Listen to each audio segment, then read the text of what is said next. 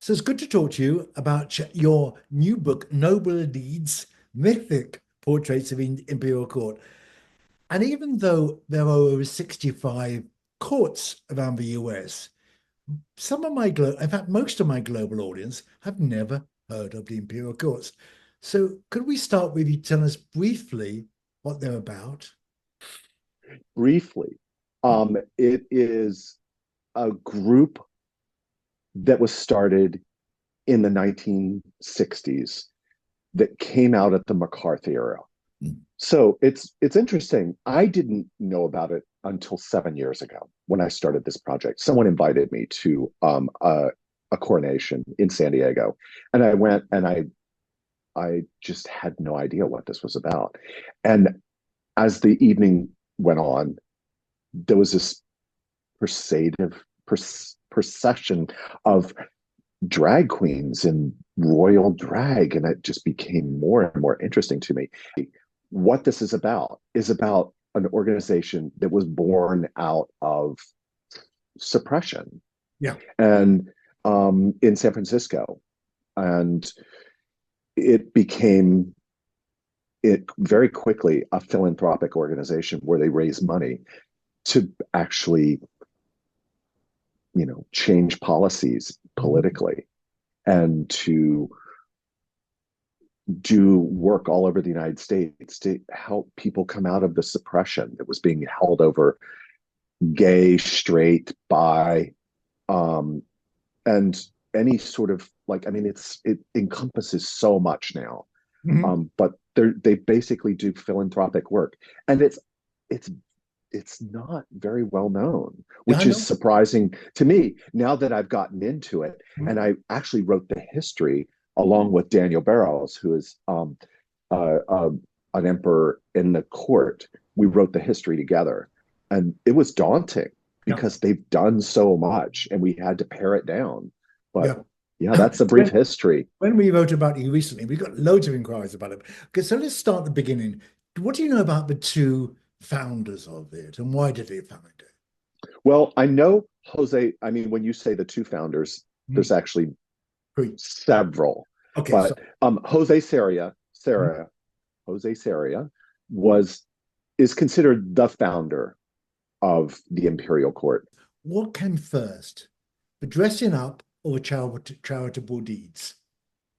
Um, Dressing up came first. Mm. It was very much a club, not really a club, a bar thing where people in San Francisco around the Black Cat Cafe in the 50s and 60s, Mhm. where they went to be who they wanted to be. Jose Saria grew up, his mother let him dress as he wanted as a child, which was kind of amazing through the 20s, 30s, and 40s. Absolutely. I mean, bonkers. I loved reading about his history and learning about him. His mother was so amazing. And it first started as this place where they could be who they were in a bar scene, Mhm. and then they elected a queen to represent each bar. Jose was the empress, was he? Jose was elected in around 1965. He was elected the queen of Queen. this organization, Okay. and that was before the Imperial Court. Okay. And he quickly said, I don't want to be like any other queen. I want to be empress. And he changed it. And then it became, as he sort of started doing more and more work, uh, as being the empress, Yeah. he started, along with several other people, um, the Imperial Court. There were like this sort of organizations Mhm. loosely happening in other cities like Seattle, Portland, Vancouver, and then San Francisco. So Yeah. they're basically four that got together, and they sort of knew each other, and they went to each other's events in Mhm. different cities, and they started to organize, and they became the Imperial Court. He was running for a public office in Really? San Francisco. Oh yeah, he was the first one of the first gay persons to run for public office. He didn't get elected, Yeah. but people took notice and knew, wow, we have to really pay attention to the gay voter. Mm.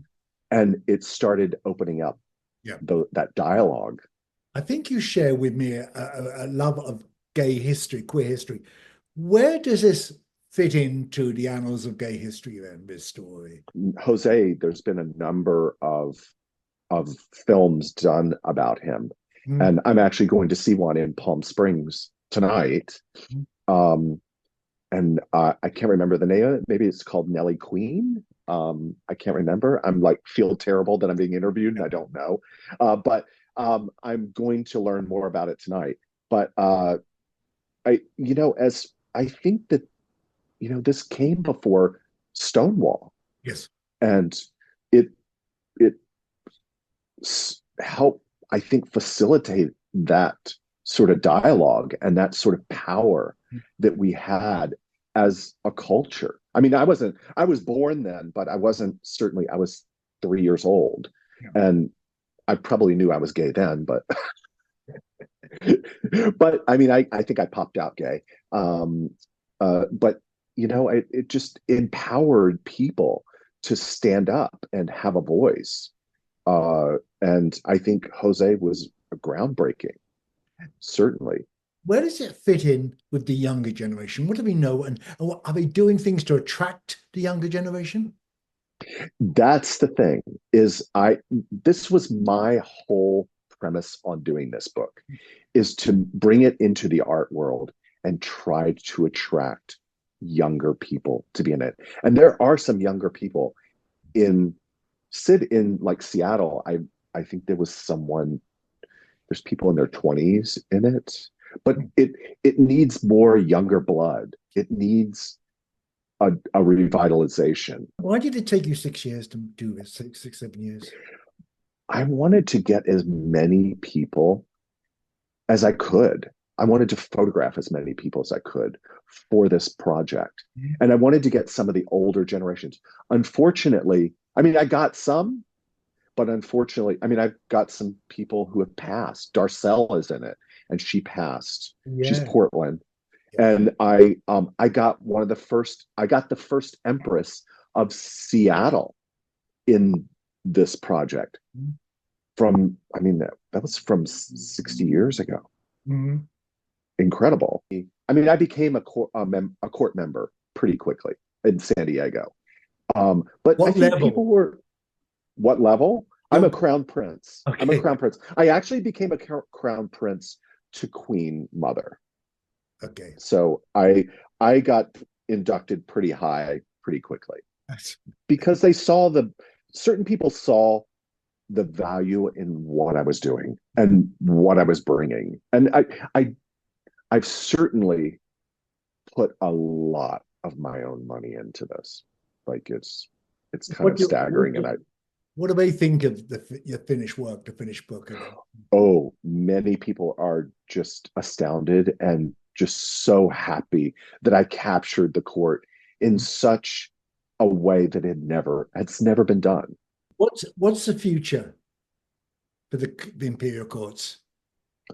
Well, my hope is younger and younger people will get involved, and it'll probably shift. I can see it